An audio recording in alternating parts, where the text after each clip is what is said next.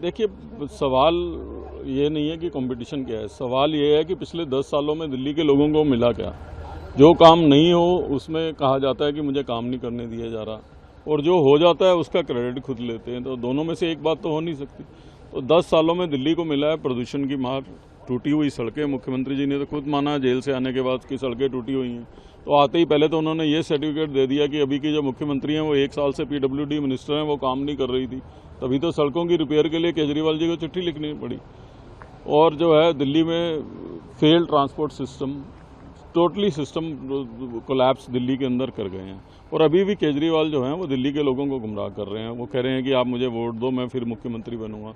तो दोबारा अगर लोग वोट भी दे देंगे तो ये कैसे मुख्यमंत्री बन जाएंगे, क्योंकि सुप्रीम कोर्ट का ऑर्डर तो एज इट इज स्टैंड करेगा।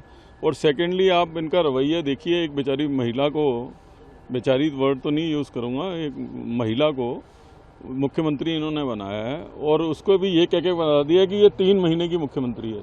तो जो 3 महीने की मुख्यमंत्री हो, 6 महीने पहले तो अफसर सरकार की सुननी बंद कर देते हैं। तो 3 महीने की मुख्यमंत्री के लिए तो अपने उनके विधायक भी उनको सीरियसली नहीं ले रहे, तो दिल्ली के लोग क्या सीरियसली लेंगे। सर, एक सवाल, दुर्भाग्य, हरियाणा हारने के बाद महाराष्ट्र में ट्राई कर रहे हैं और उसके बाद जो है दिल्ली में भी तैयारी। देखिए, दुर्भाग्य है कि एक बड़ी पार्टी थी, उस नेतृत्व की अक्षमता की वजह से, दूरदर्शिता की वजह से वो पार्टी पूरी तरीके से कोलैप्स हो गई है। तो दिल्ली में तो कांग्रेस आप लोग सब जानते हैं, आधी से ज़्यादा तो मेरे साथ ही आ गई थी।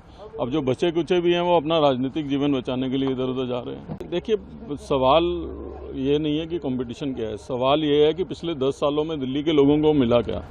जो काम नहीं हो उसमें कहा जाता है कि मुझे काम नहीं करने दिया जा रहा, और जो हो जाता है उसका क्रेडिट खुद लेते हैं। तो दोनों में से एक बात तो हो नहीं सकती। तो 10 सालों में दिल्ली को मिला है प्रदूषण की मार, टूटी हुई सड़कें। मुख्यमंत्री जी ने तो खुद माना जेल से आने के बाद कि सड़कें टूटी हुई हैं। तो आते ही पहले तो उन्होंने ये सर्टिफिकेट दे दिया कि अभी की जो मुख्यमंत्री हैं वो 1 साल से पीडब्ल्यूडी मिनिस्टर हैं, वो काम नहीं कर रही थी। तभी तो सड़कों की रिपेयर के लिए केजरीवाल जी को चिट्ठी लिखनी पड़ी। और जो है दिल्ली में fail transport system, totally system collapse Delhi के अंदर कर गए हैं। और अभी भी केजरीवाल जो हैं वो दिल्ली के लोगों को गुमराह कर रहे हैं। वो कह रहे हैं कि आप मुझे वोट दो, मैं फिर मुख्यमंत्री बनूंगा।